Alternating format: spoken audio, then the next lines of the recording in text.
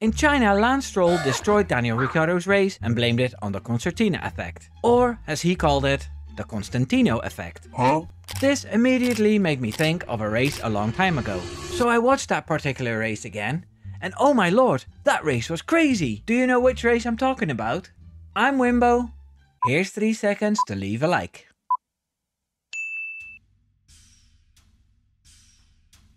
I'm of course talking about the Formula 1 Pirelli Gran Premio della Toscana Ferrari 1000 race. Or, as we all know it, Mugello 2020. This was race number 1000 for Scuderia Ferrari, who rocked up with a beautiful special livery. The red on that car was a more burgundy shade and the bright yellow letters were fire. Unfortunately for Ferrari, their speed wasn't fire after they couldn't use that special gimmick anymore. The 2020 Mercedes duo was Hamilton-Bottas, and they had the front row with Hamilton on pole. I hope they appreciated that at the time, because I'm sure they would love to be there now. The second row was Albon in P4 and Max Verstappen in P3. We were looking forward to a nice battle between Mercedes and Red Bull. In P5 we had Charles Leclerc, who did a number on his teammate Sebastian Vettel, who started in P14.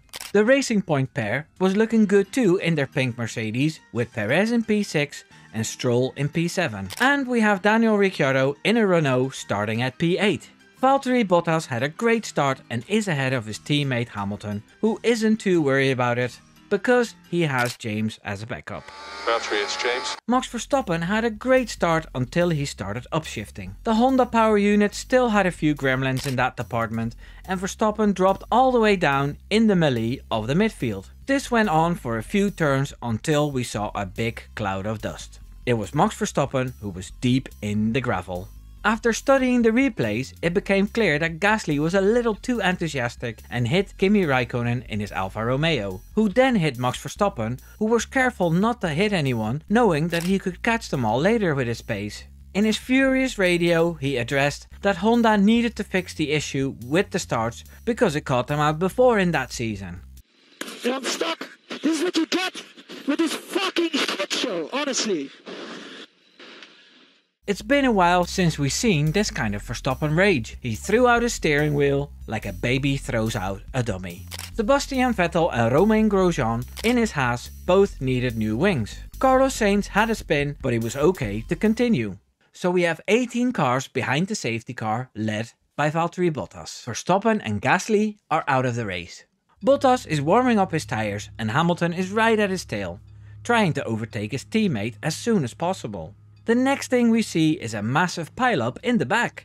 More clouds of smoke in this bright Italian afternoon and cars crashing into each other everywhere. What the fuck happened there? So a safety car caused another safety car, which is something we see more often.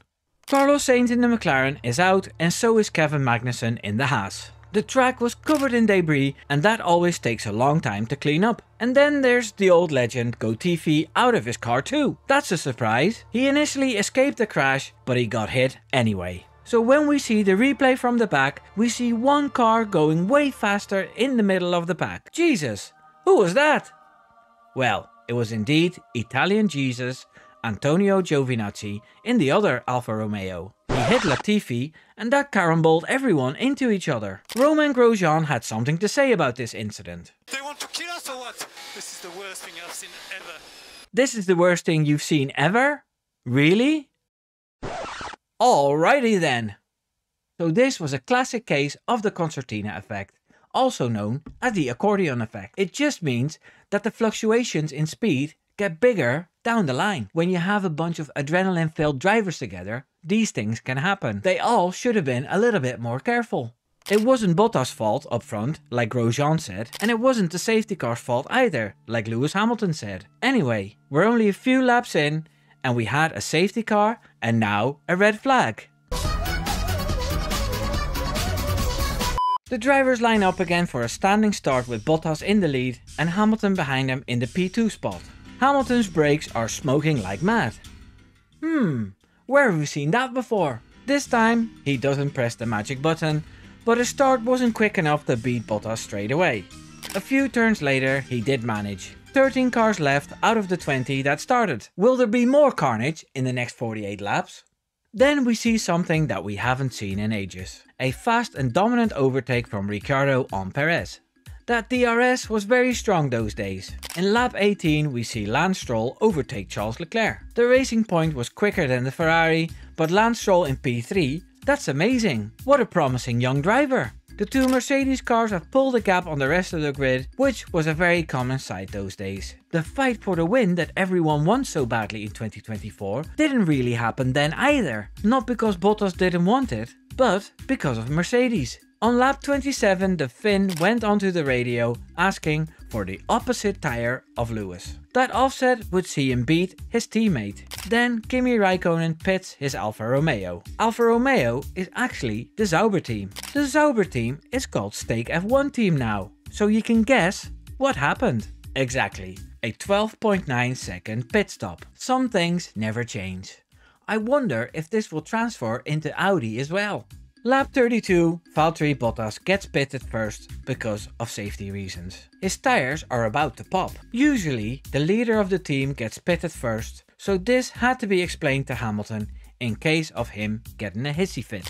Bottas is fitted with a shiny new set of hards. Then Hamilton comes in. He's fitted with hards as well. Wow, what a surprise. They never listened to Bottas. Hamilton was quite a bit in front after the pit stops, and with the same tyres, Bottas wasn't able to catch up. Right at the moment Bottas says a safety car would be nice, there's a big cloud of dust from the gravel trap. Who could be the noob that went off for no reason? Oh look, it's Lance Strollovic. He went onto the curb too much and binned it. He obviously blamed the puncture, which was never confirmed, and the marshals cleaned up the smouldering wreck the Italian way.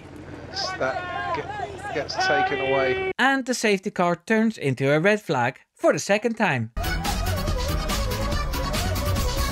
Another restart in lap 47 where Danny Rick pips Bottas. What a brilliant competitive teammate, that Bottas.